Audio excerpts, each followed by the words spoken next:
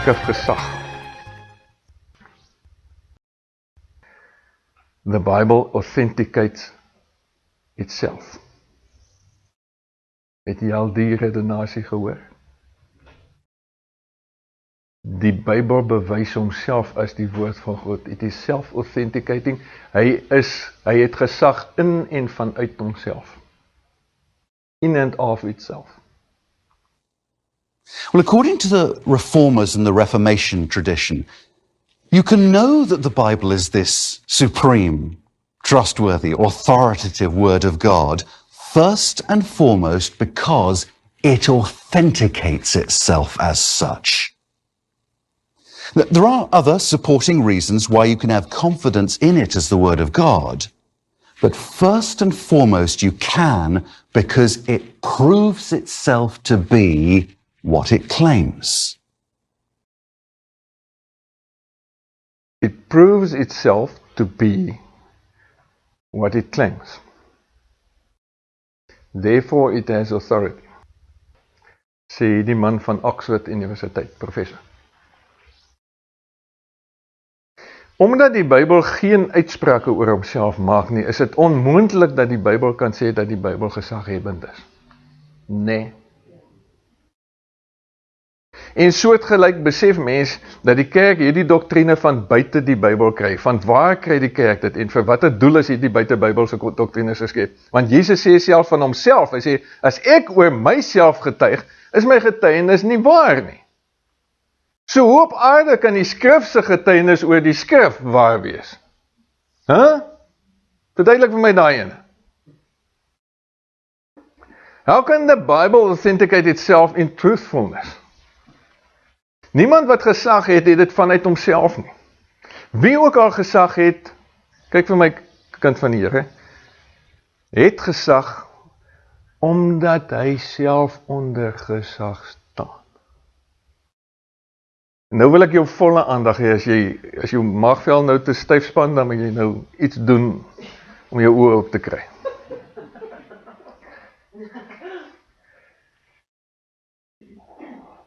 In my persoonlike estimasie, weer eens, dis net 'n opinie, is niks meer as dit nie, is die probleem wat ons in hierdie lesing aanspreek, se oorsprong, as jy gaan delf en gaan kyk, wat is die wortel van hierdie probleem?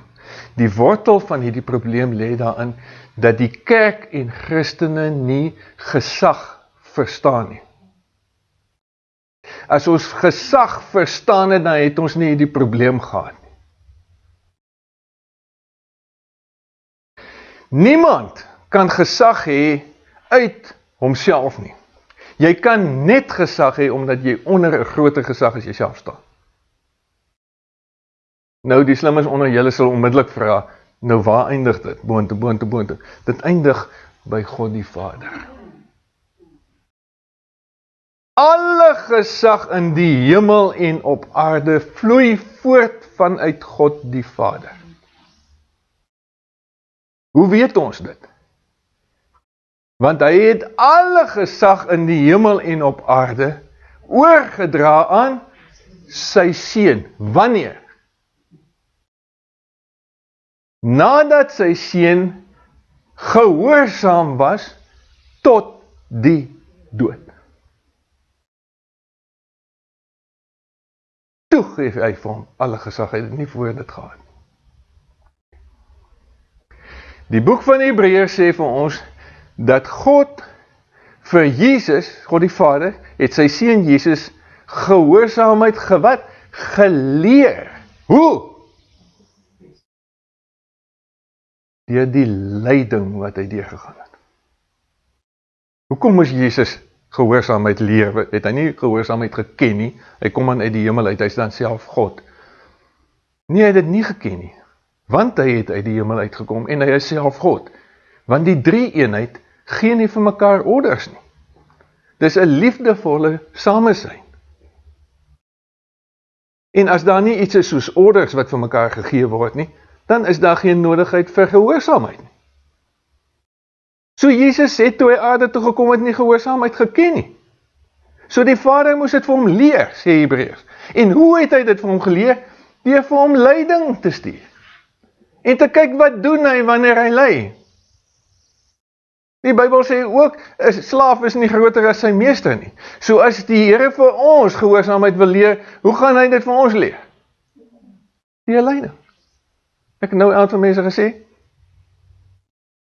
as jy vir God wil bewys dat jy gehoorsaam is, bid vanaand op jou knieë 'n gebedjie wat sê, Here stuur vir my asseblief 'n bietjie leiding.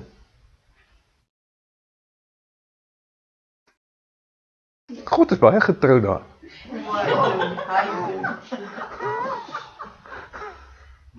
Jy hoef nie eens beslaan nie, jy kan net dink.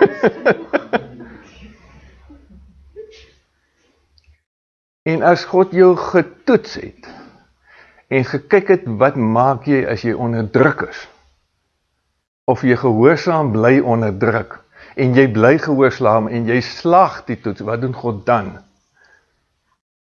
Dan salf hy jou gewoonlik. Wat is salwing? Salwing is die kragtige teenwoordigheid van die Heilige Gees. God gee vir jou 'n blanko cheque. En hy sê, jy kan uit my kragrekening uit gaan trek, net soveel as wie wil. Dis wat salwing beteken. Maar as jy nie die toets slaag nie, wat gebeur dan? Dan skryf jy, wat ons op universiteit geken het, as 'n hereks. Skryf jy 'n hereksamen. En baie ouens dryp die hereksamen ook. En God is baie getrou om vir jou nog 'n vraestel op te stel. En vir jou weer dieselfde toets te laat skryf. En daar is ouens wat dieselfde toets hulle hele lewe lank oor en oor en oor skrywe en hom nooit deurkom. En God gaan vir jou nooit salf nie. En jy sal nooit gesag hê nie, want jy gaan nie gesalf word nie. Want jou gesag moet gerigsteen word deur krag van die Heilige Gees. Dit kind van die Here is hoe gesag werk. Die kerk het nie 'n cooking clue van hoe gesag werk. Ek weet, want ek het vir die leiers gaan vra toe die Here vir my gesê het om te teach oor gesag. Ek het dit ook nie verstaan nie. Ek het my vrou mal gemaak vir omtrent 6 maande lank hieroor. Ek het gesag, geëet, geslaap, gealles. Want ek wou dit verstaan.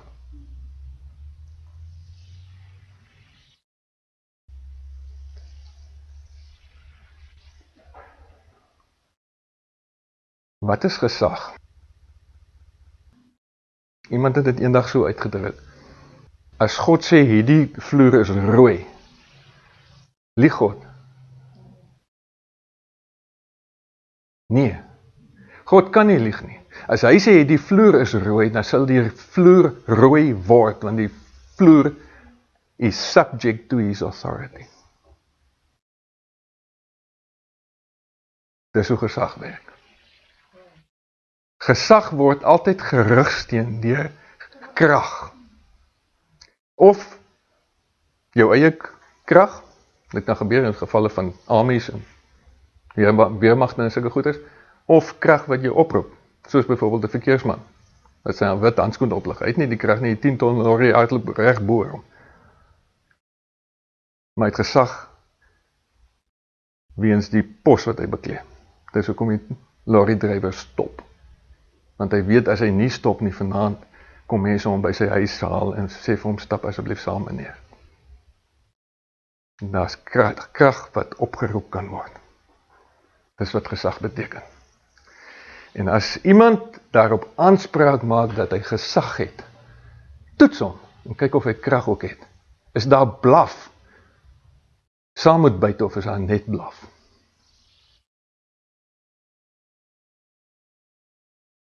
Niemand wat gesag het dit vanuit homself nie. Wie ook al gesag het, het gesag omdat hy self onder gesag staan. As ek bevryding doen, dan sê ek vir die demoon, luister hier Pel, ek is onder gesag, Jesus is my gesag hier. En net so jy onder daai gesag. So jy beter nou maak wat ek as agent van Jesus Christus vir jou sê. Want as jy nie doen soos wat ek vir jou sê, dan gaan Jesus Christus onder wie se gesag ek en jy albei staan, gaan vir jou bykom.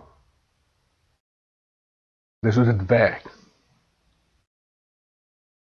Met God die Vader is hy uiteindelik 'n bron van alle gesag. Gesag wat hy na Jesus se volkome gehoorsaamheid tot die dood aan Jesus gegee het. Dis kan die skrif geen gesag hê as dit nie, luister mooi, eksplisiet aan hom toegeken is deur God die Vader, en dit het gewoon nooit en nêrens gebeur nie. Waar in die hele geskiedenis van die skrif het God gesê, ek gee aan hierdie 66 boeke gesag.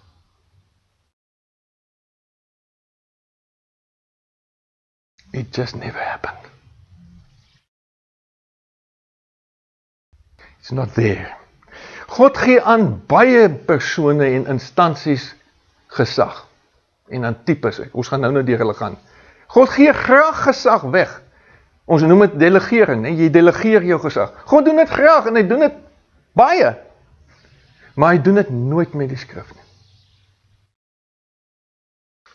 Vandaar teoloë en spesifiek Calvin se amusante redenasies om die skrif as self-authenticating te bewys.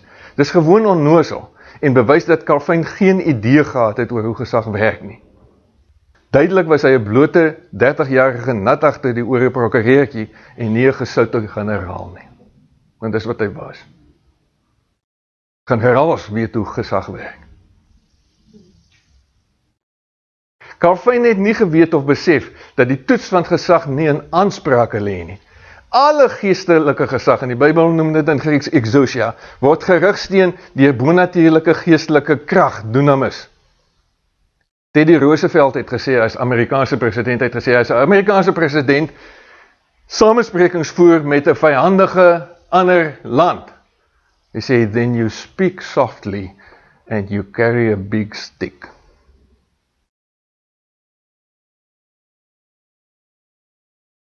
As jy gesag het, hoef jy nie te skree en hard te praat nie. You speak softly en jy het jou bofbalkorfie langs jou. En die ou met wie jy praat weet, as jy nou nie joy kry uit hierdie gesprek uit he, dan gaan hierdie bofbalkorf begin praat. Wat sê Amerikaanse president se big stick? Sy weermag. Dis hoe Trump nou gemaak het met Iran. Hy maak soos ek sê of. As enige aanspraakmaker op geestelike gesag nie wanneer nodig geestelike bonatuurlike krag van God kan aanvra en verkry nie, is sy aanspraak vals. Dis regtig altoets wat destyds vir die paus aangelê moes word. Al wat Calvin en Kiem moes gedoen het, was om te doen wat Elia op Karmel gedoen het met die Baalpriesters. Nee, wie kan die krag aanvra? Die Baalpriesters het heel dag geperform en op die oond hulle self begin sny en geskree en gehuil en alles. Niks het gebeur nie. Daar val hulle hele ou gesag aanspraak toe nou plat. En Elia het sy hele storie nat gegooi met die bietjie water wat nog beskikbaar was. En 'n eenvoudige gebed gebid en hier kom die vuur uit die hemel uit. Dis al wat Luther en Calvin moes gedoen het met die paus. Maar hulle het geweet, hulle self het geen gesag nie. Hoekom nie? Want hulle was tempelier, hulle was geïnfekteer met die Kundalini gees. Dis hoekom hulle dit nie kon doen nie. Toe moes hulle die ander belaglike redenasies uitdink. Paulus sê vir die Korintiërs, my lering en my verkondiging het nie berus op oorredende woorde en wysheid nie, maar op bewyse van die gees en van krag.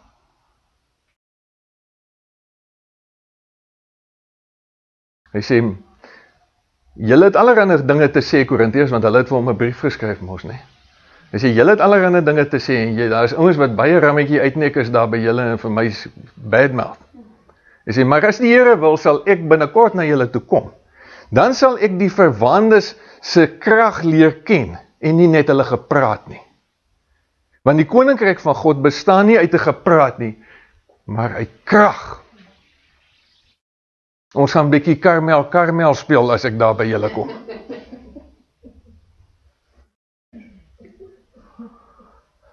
God gee sigbaar sy gesag aan die wie hy wil hê sy gesag deur die mense erken moet word. Hy doen so met Moses. Hoe het hy dit gedoen met Moses? Toe die ouens Moses se gesag challenge, wat gebeur met hulle? Die aarde maak sy mond op, sluk hy hulle in en rek sy lippe af. Dis wat gebeur. Aaron, wat moet met Aaron gebeur?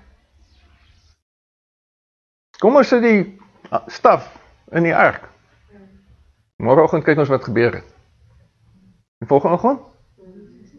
Toe het 'n bonatuurlike krag ingeskop in die amandelboom, daar's blare en daar's amandels aan die staf. Elia, ons het gepraat oor Karmel. Elisa, slaan op die water, gaan die water oop met sy jas, nee? Jesus, 110 voorbeelde kan jy noem. Die apostels kan jy 110 voorbeelde noem, ensovoorts. Maar hy doen dit nooit en nêrens met die skrif nie. En Jesus was tydens sy aardse bediening met slegs een persoon beïndruk. In al 4 evangelies, wie was dit?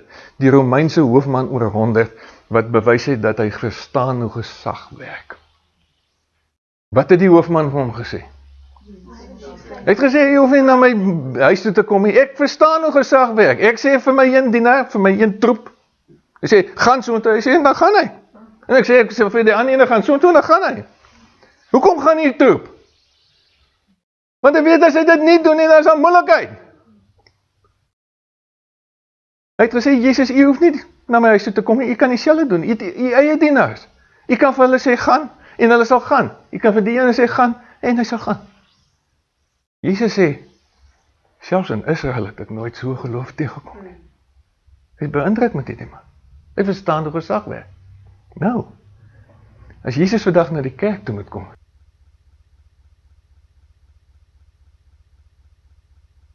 wat gaan hy aantref in terme van gesag? Een groot sirkus. Ek dink nie Jesus sou baie beïndruk gewees het. Ek twyfel of Jesus beïndruk sou gewees het met Luther of Calvin se intellektuele manewales oor skrifgesag. En weer eens, hierdie doktrine skrifgesag is helaas nog eens later in die Nederlandse geloofsbelijdenis artikel 5 ingesluit. Na Kerkassasie bely nuwe lidmate van hierdie 3 denominasies tydens al openbare belydenis van geloof dat hulle hierdie doktrine glo. Die Nederlandse geloofsbelijdenis sê die skrif het gesag. Indoktrinasie.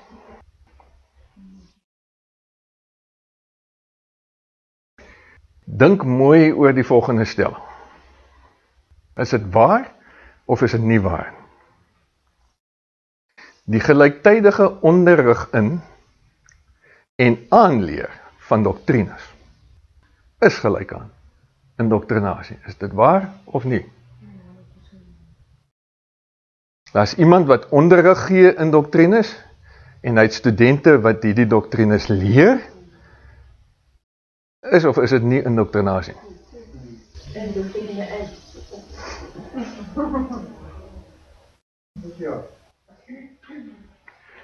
En dis presies wat in seminariums en in Bybelskole gebeur.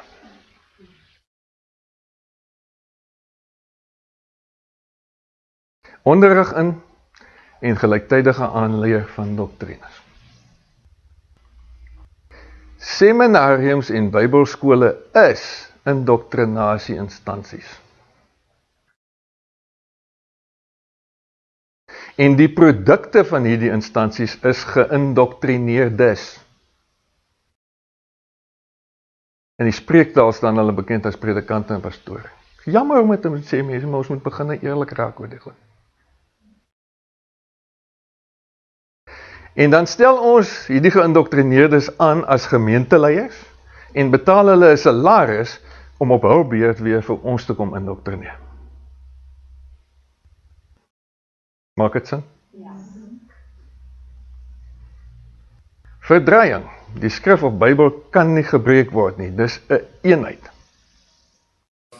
A second line of testimony that would be very critical in affirming in a traditional sort of classic way the authority of Scripture would be to look at the testimony not just of the Scripture itself or of the writers of Scripture, but thirdly of Jesus.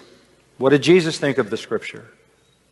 I suppose we could sum that up in John 10:35, where he said Scripture cannot be, what's the word? Broken. To say it is a unit. It is a whole. That's why he said, not one yod or tittle shall in any wise pass from this law, down to the very vowel pointings. Van watter skrif praat Jesus? Praat hy van die Bybel met sy 66 boeke? Waarvan praat John MacArthur? Praat van die hele Bybel. Dis skreiende leuns. Hy weet dit. Hy's nie 'n dom ou nie. Maar hy's besig om te manipuleer met die Bybel. Want hy interpreteer hom. Daai storie van die jotas en die titels, waarvan het Jesus gepraat toe hy van jotas en titels gepraat? Hy gepraat van die Torah. Eerste 5 boeke van die Ou Testament. Die ou maak dit sommer van toepassing op die hele skrif. En dit kon nie gebreek word nie. Die wette. MacArthur misbruik die skrif onverbloemd en onbeskaamd buite konteks. Jesus kon onmoontlik van die hele Bybel gepraat het en dat dit nie gebreek kan word nie. Enerzijds was geen boek van die Nuwe Testament op daardie stadium geskryf nie. En anderzijds sou dit nog plus minus 350 jaar na Jesus neem, voordat mense finaal besluit het watter boeke in die Bybel ingesluit sou word. MacArthur verstaan duidelik ook nie die verskil tussen die Bybel en die wet of die Torah nie. Wat Jesus hier verklaar oor nie gebreek word nie en jotas en titels, het slegs betrekking op die wet, die Pentateeg. Hy bedoel beslis nie die hele hedendaagse Bybel nie.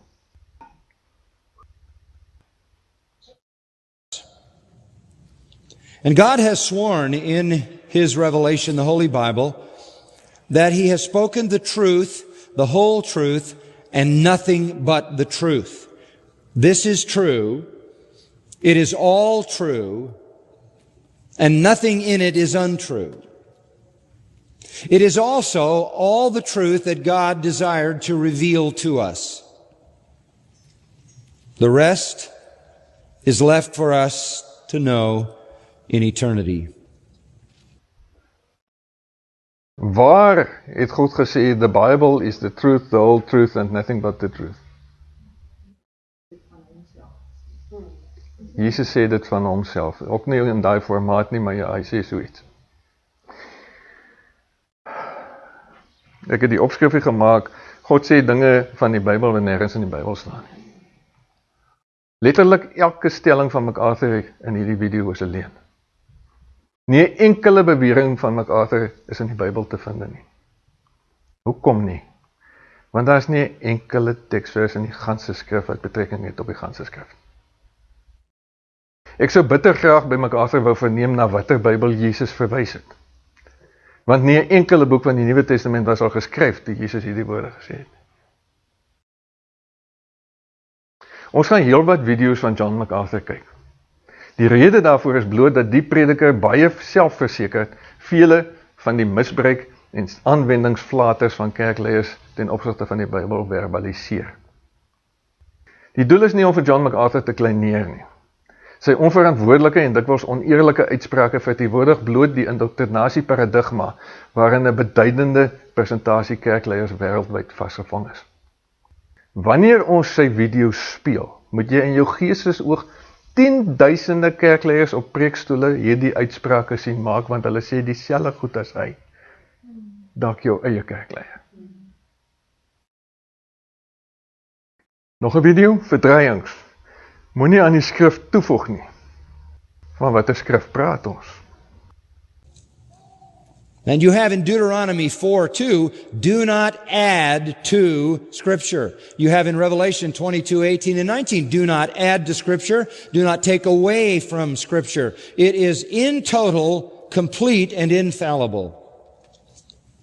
In John 10:35, these words are given, and they are significant, if brief, and to the point.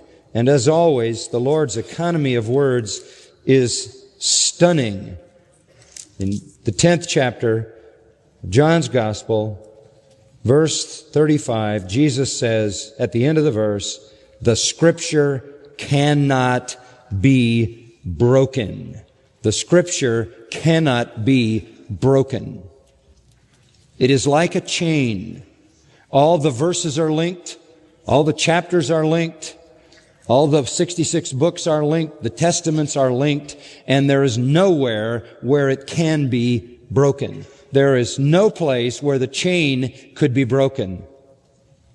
It is in toto the truth of God. True in total. That is what it claims. That is what it demands from us as to confidence and trust. Hoor julle hoe hy sê dat Jesus sê dat die gospel is gelink.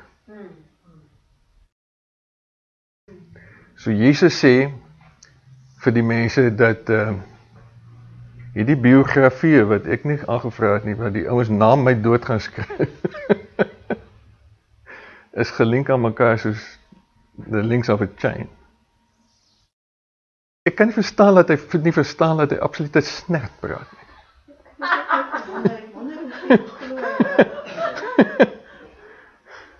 En hy noem die boeke van die Nuwe Testament, allemaal is gelink, hy sê Jesus, niks is nog geskrywe nie.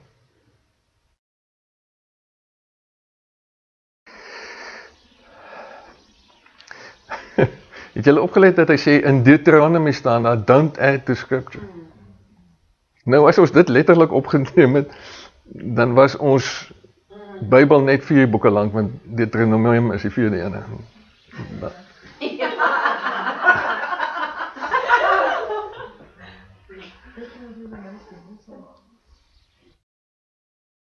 En in die kerkwêreld staan hierdie man bekend as die Bible teacher. Rado Tegeberg het vir jare elke dag 'n insetsel van sy dienste gehad.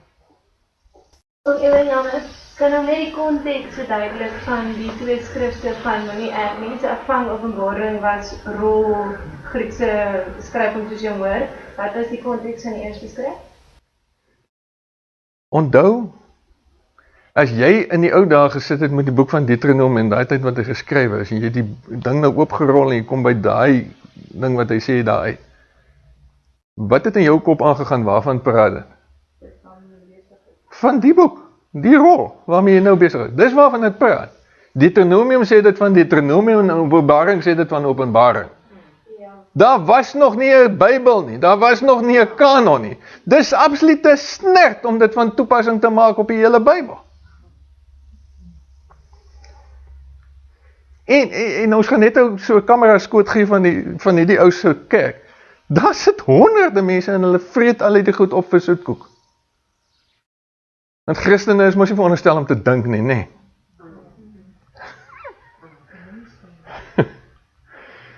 As ons die teks in Deuteronomium letterlik sou opneem, is die res van die Bybel na Deuteronomium ontoelaatbaar. Hierdie verteenwoordig oneerlike, onverantwoordelike, beheersigtige skrifuitlig. Want dis wat hy aan die doen is. Nog 'n video, sirkelargument. Ons aanvaar bloot die selfgetuienis van die skrif. Kyk mooi. God die Heilige Gees aan hulle geopenbaar het van wat om te skrywe.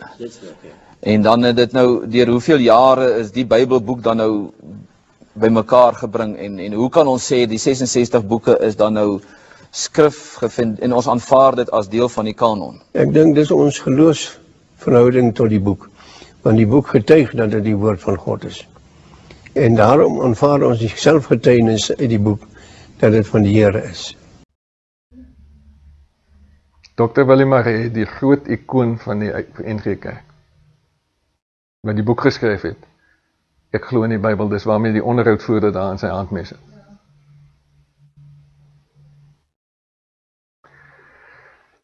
Selfgetuienis was nie eens in die Joodse wet aanvaarbaar nie. 2 of meer getuies is vereis.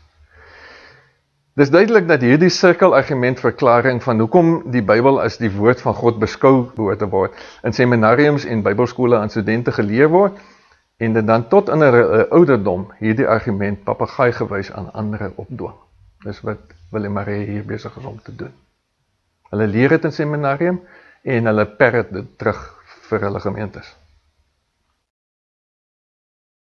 Selfe argument. Die skrif is die woord van God, omdat die skrif so sê.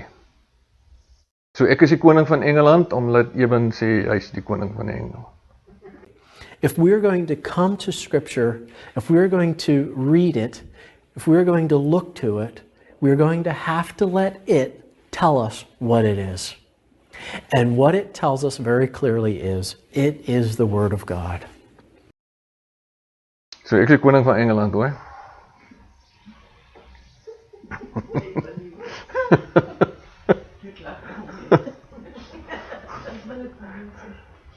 Weereens, daar's nie 'n enkele teksvers in die ganse skrif wat betrekking het op die ganse skrif nie. Waar in die skrif kry Nichols die sirkelargument dat die skrif, die 66 boeke homself mandateer as die woord van God. Dit is gewone eindeloos herhalende leen in seminariums, bybelskole en kerke. En selfs al was Nichols korrek dat die skrif dit self as die woord verklaar. As ek vir jou sê ek is die koning van Engeland, maak dit my stelling waar. Die skrif alleen is die lewende woord. Kyk mooi na daai sinnetjie. Die skrif alleen is dis wat hy nou gaan sê. Wie is die lewende woord? Wie is die woord wat mens geword het? Jesus, maar hy sê is die skrif alleen. So Jesus is nie die woord van God nie, dis wat hy eintlik sê. What we have to remind ourselves, what we have to come back to, is that Scripture alone is the living and abiding and true Word. And it is sufficient. Die skrif sê dat ons geen ander leraar of teacher dan nou nodig het as die Heilige Gees nie. Kind van die Here, kyk gou vir my. As jy geweet het om die Heilige Gees se stem te hoor en duidelik en reg te hoor, dan hoef ons nie hierdie lesing te doen. Jy het nie my nodig as 'n teacher nie. Jy het geen teacher nodig nie. Jy het net die Heilige Gees, dis wat die skrif sê. Jy het net die Heilige Gees nodig.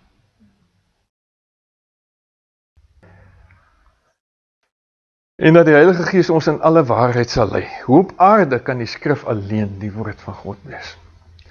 Hierdie is nie 'n blote Bybelse stelling nie, dis 'n onbybelse stelling. Die skrif stem gewoon nie daarmee saam nie. En waar kom Nichols daaraan dat die skrif genoegsaam of dan nou sufficient is? Die skrif maak geen uitsprake oor homself nie. Dit is gefabriseer in die koppe van teoloë. Hoe belangrik is die Bybel? Van kleins af het ons gehoor hoe belangrik die Bybel homself beskou. Jy het dalk dieselfde ervaring gehad as ek, vergelyk dit met wat ek hier sê. Hoe sal die jongeling sy pad suiwer hou? Deur dit te hou na u woord. Nee? Bybel is belangrik. Moses het die wet direk van God af ontvang op die berg Sinai. Toe die priesters in die tyd van Josia weer die boek van die wet, waarskynlik Deuteronomium, in die tempel opspoor, toe kom daar 'n groot herlewing onder die volk en begin God hulle seën. Die profeet moes die boekrol eet en dit was soos heuning in sy mond, maar bitter in sy maag. Jesus verwys ongeveer 180 keer na die Ou Testament. Die Nuwe Testament skrywers verwys meer as 1000 keer na die Ou Testament, meestal die Psalms. Hoekom die Psalms? Want hulle het die goedse wysies geken, dit was 'n liedjie in sy kop. Dis hoekom hulle dit aanhaal. Daar mag nie by die Bybel bygevoeg of daarvan weggeneem word nie, dis wat ons geleer is. Die Bybel self is van mening dat hy self minder belangrik is, ek sê nie hy is onbelangrik nie, maar dat hy minder belangrik is as wat die meeste protestante dink. Dis nou ek en jy. Duisende preke is al gepreek en duisende het volumes geskryf oor hoe belangrik die Bybel en Jesus die Bybel ag. My persoonlike afleidings uit die Bybel is presies die teenoorgestelde. Die Bybel gee die dele van homself waaroor hy self wel uitsprake maak, slegs beperkte prominensie. Die Bybel dien eerder as 'n padwyser na Jesus as 'n lofpryser van homself. Nommer 1, die Bybel is grootliks 'n ongevraagde of 'n unsolicited boek, wat sonder enige goddelike opdrag geskryf het. Dit was uncommissioned. Slegs 3 dele van die Bybel is geskryf in direkte opdrag van God op Jesus, die Torah, Jeremia, Openbaring, ons het nou al 'n keer of 2 gesê.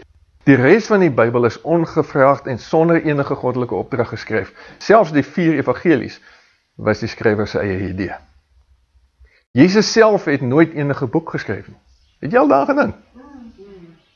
Kom en Jesus nou nie maar self sy boek geskryf. Mense, dan sou ons dan nou 'n goeie boek gehad. Jesus het nooit enige boek self geskryf nie en het ook niemand gevra om 'n biografie van hom neer te pen nie. As Jesus wou gehad het dat ons na sy hemelvaart 'n boek moes raadpleeg, sou hy tog sekerlik dit self geskryf het, soos Mohammed en Moroni ook gedoen het, of gedikteer het aan 'n skriba soos met Moses. Die Bybel figureer bitter min in die kernaspekte van Christendom. Kyk vir my, wat het ons gesê, wat is die kernaspekte van Christendom? Waaroor gaan Christendom? Dit gaan oor Jesus, sy koninkryk en die 2 covenants. Dis die basis, die fundament. Die Bybel figureer bitter min in hierdie aspekte. Kom ons gaan kyk gou daarna, die verbonde. Die letter wat doodmaak van die skrif het gefigureer in die ou verbond. In die nuwe verbond figureer die gees wat lewe gee. So die skrif, die Bybel, en net die Torah van die Bybel, figureer in die ou verbond. Jesus as persoon, Jesus as outeur van die skrif het gesag oor die skrif. Het jy dit geweet? Ek sê dat ek sien punt 3 hierna, ons gaan nou daar uitkom. Sien jy? Die koninkryk. Waar figureer die skrif in die koninkryk? Jesus se koninkryk op aarde gaan oor onderdanigheid aan die stem van elke gelowige, sy inwonende rabbi, wat die Torah wat op die vleestafels van hulle harte geskryf is, vir hulle interpreteer. Die Bybel figureer glad nie. So waar figureer die Bybel in die kernaspekte van die Christendom is? Ou verbond met Torah, dis al. Jesus het gesag oor die skrif. Tydens die bergpredikasie, hoor wat sê Jesus, hy leer sy disippels 6 keer agtereenvolgens, dan sê hy vir hulle, in die ou tyd het julle gehoor, en dan haal hy aan uit die Torah. En dan sê hy, maar ek sê vir julle. En dan voeg hy 'n klomp goed by wat nie in die Torah staan nie. Daai goed wat John MacArthur sê, mag nie gebreek word nie. Jesus kom en hy voeg daarby. Hoekom? Want hy is die skrywer van die Torah, hy mag.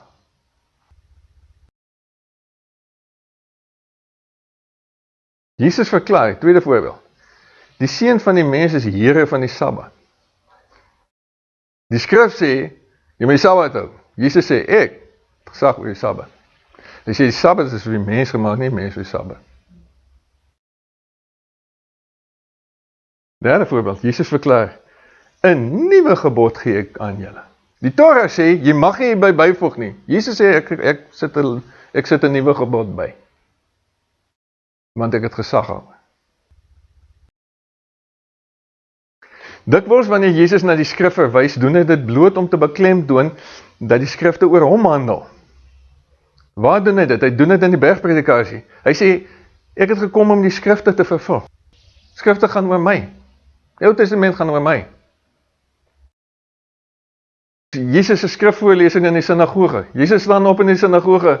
Hy vat die boekrol, hy lees die stuk in Jesaja wat oor hom gaan, en hy gaan sit. Hulle sê vir hom, ja. Hy sê, vandag het julle die skrifte vervul gesien. Hier sit ek. Bybel gaan oor my. Die verbondsmaal, toe hy dit instel aan die bokkamer, hy sê, die skrifte sê, hy saam met die wettelooses gerekend is ek. Julle sal dit vanaand sien. Hulle gaan dink ek is 'n misdadiger daar in die tuin. Hulle gaan my in hegtenis neem. Vierde voorbeeld. Jesus se gesprek met die Emmausgangers. Wat sê hy vir die Emmausgangers? Wat het gebeur? Daar in Jerusalem. Hulle sê, jy vreemdeling in Jerusalem, weet jy wat gebeur het nie? En hulle vertel van alles wat gebeur het. Hy sê, al die skrifte aan, hy sê vir hulle, sien julle dit? Dit moes gebeur het. En net toe hulle besef, maar hy praat van homself te verdwyn. Vyfde voorbeeld. Jesus na die genesing van die man by die bad van Bethesda. Hy sê vir die Jode, ons het gisteraan daarna gekyk, dis juist hulle die skrifte wat oor my getuig. God gee nêrens en nooit gesag aan die Bybel nie. God die Vader gee gesag mildelik en openlik aan gedelegeerde gesagsdraers en rigsteen of bevestig dit met bonatuurlike krag of dynamis. Hy doen dit vir die mens by die skepping. Hy sê, jy is my verteenwoordiger. Ek gee vir jou gesag. Hy gee selfs gesag aan die son en die maan by die skepping. Hy gee dit aan Josef, en hy rigsteen dit, Josef kan die Farao se drome uitlê supernaturally. Hy gee dit aan Moses, Korah, Datan en Abiram word deur die aarde ingesluk toe hulle sy gesag challenge. Hy gee dit vir Aaron, sy amandelstaf bloei oornag en dra vrugte. Aan Elia, hy roep vuur van die hemel af op sy vyande. Aan Elisa, die waters verdeel toe hy met sy mantel daarop slaan. Aan Daniel, wat Nebukadnesar se droom kon vertel en uitlê. Die koning sê vir sy towenaars, hy sê, ek het gedroom. Wat het ek gedroom? Vertel vir my. Hulle sê, hoe kan jy dit vir ons verwag? Hy sê, ons is gode nie. Hy sê, ja, maar julle verneek. Hy sê, en as julle nie binne 'n paar dae van my vertel wat ek gedroom het en claim, en produce op dit wat julle claim nie, dan maak ek julle dood. Toe soek die manne, toe kry hulle vir Daniel, toe sê hulle gaan help ons asseblief. Toe gaan bid Daniel, en die Here sê vir hom, dis wat Nebukadnesar gedroom het, en dis die verklaring van die droom. En Jesus, dit is my geliefde seun in wie ek welbehaag het. As jy gewonder het hy autoriteit van my af, wie sê ek het nou direk? Aan regerings oor hulle onderdane gee God gesag. Aan mans oor hulle eie vroue gee God gesag. Aan ouers oor hulle kinders gee God gesag. Aan ouer mense oor jonger mense gee God gesag. Aan leiers in die geloof, nie teologieleiers nie, oor volgelinge. Jesus gee sy disippels gesag oor duiwels en siektes. Hy gee gelowiges gesag oor slange en skorpioene. Maar nêrens en nooit word enige gesag gegee aan die bundel van 66 boeke wat ons vandag die Bybel noem nie. 'n Ligte mistytjie of nalatigheid deur God? Of 'n gefabriseerde doktrine? Simptome van Bybelafgoderry. Sorry vir die foto, dis al foto wat ek kon kry van simptome. Dit is nogal grillerig. Hoe dikwels, dis die simptome wat jy in die samelewing kry. Hoe dikwels hoor jy die frase in jou kerk? Bible believing. Soms word dit versag met Bible-centered, gospel-centered, Bible-founded ensovoort. Sukkel jy om te onderskei tussen Jesus en die Bybel? Twee vir jouself. Gevra die vraag, wat is die kerk se grootste bate? En jy antwoord, die Bybel, in plaas van Jesus. As jou kerk Paasondag vier en juig Jesus lewe, maar hierdie lewende Jesus nie toelaat om 'n woord te sê wat nie via die Bybel is.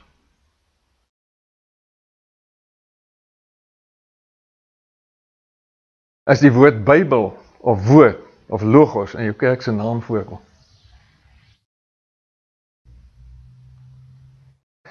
As jy gemaklik is met die leuns wat kerkleiers en teoloë oor die skrif vertel, ten einde dit as gesaghebend voortel. Jy beskou die Bybel as 'n geslote sisteem ten opsigte van konsepte, 'n logiese konstruk. Die filosofe sal verstaan wat ek sê.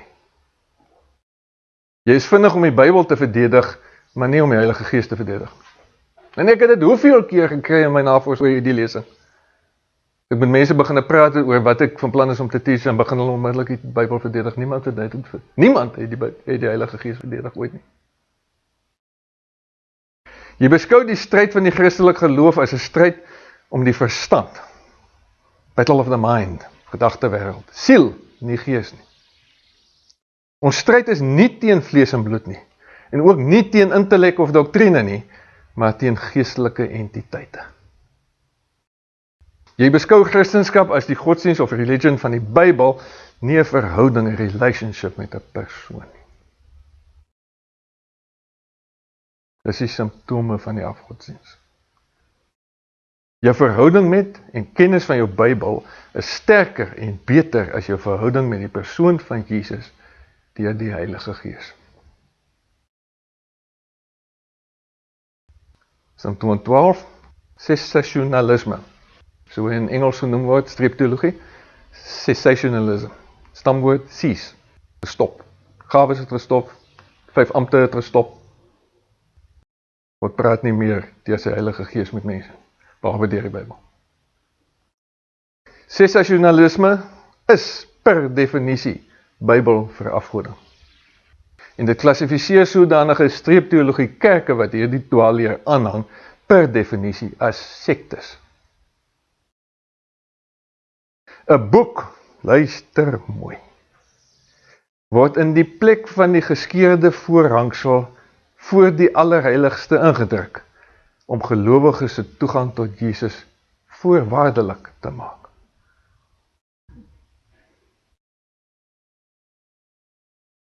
Dink baie mooi oor die stelling wat ek daar maak. Dis wat ek besef het die ouens doen. Toe Jesus sterf, toe skeer daai voorhangsel van bo tot onder. Paulus sê daarvan, Jesus se liggaam wat geskeer het, is die simbool daarvan. Ons het nou vrye toegang. We can boldly go to the Holy of Holies. Ons het vrye toegang tot God die Vader, deur ons hoëpriester, wat ingegaan het in daai Holy of Holies in, en hy het nie soos die aardse hoëpriester weer uitgekom nie, toe hy daar aangegaan het, sê die skrif, dat hy daar gaan sit, hy sit gedagtevol daar. En hy is ons enigste middelaar, tussen ons en God. Hy is ons hoëpriester. Wat doen hierdie ouens, hierdie Bybelmannetjies? Hulle sê, dis hoe dit werk. Boek in die plek van die voorhangsel. Jy moet deur die boek gaan na God toe. Nie meer vrye toegang. Net deur die boek.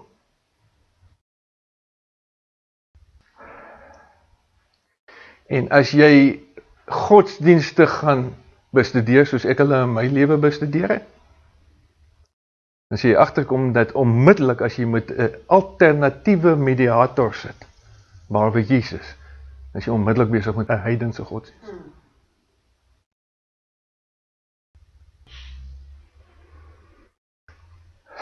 Alle predikante van die 3 Afrikaanse susterskerke is destyds streepteologie geleer in die 3 denominasies se seminariums. Totdat professor Henny Stander, 'n akademikus van die Universiteit van Pretoria, tikkies, dit in 'n nagevorsde boek in vlamme afgeskiet het so 'n klompie jaar terug. Ongelukkig kon ek nie die boek in die hande kry nie. Sedertdien word gesê, ons glo nie meer daarin nie. Nou sê die predikant, as jy nou vir hom sê, jy's 'n streepteoloog, dan sê hy, nee, ons is nie meer nie. Maar in die praktyk het absoluut niks verander. Ons sê net ons glo nie meer nie. Maar dis nie asof jy in 'n NG Kerk, of in 'n Dopperkerk, of in 'n hervormde kerk nou kan instap, en die ouens begin in tale praat en die gawes vloei nie. En daar's profesie. En dan word duiwels uitgedryf. Gaat nog net so aan, soos al die jare, al die eeue. Ons sê net ons glo nie meer nie. Die Heilige Gees is steeds gerelegeer tot slegs van nut met Bybelinterpretasie. Simptoom 13. Jy dink kragtelose Christendom is normaal.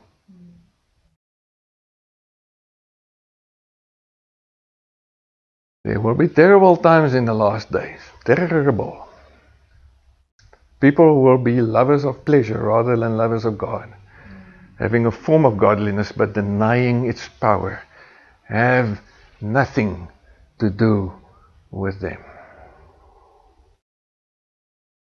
Jy is deel van die Hebreëse wortelsbeweging, simptoom nommer 14. Die beweging verhef die Torah en die Bybel tot 'n wet, wat vir hulle veel belangriker is as Jesus. Duisende Afrikaners is vandag in hierdie leuen en afgoedery vasgevang. Hulle het uitgestap uit die ou tronk van die Institutiekerk, oor die straat gestap en met die volgende tronk ingestap en gesê, sluit my toe asseblief.